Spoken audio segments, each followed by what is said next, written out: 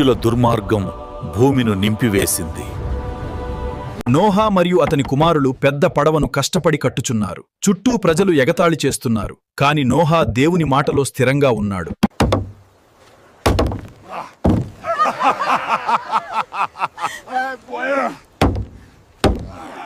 నోవహు, సిద్ధమవ్వు, సమయం దగ్గర పడింది.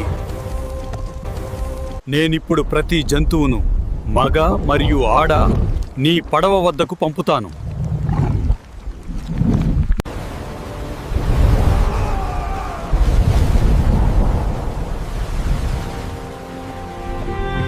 వర్షం ఆగింది.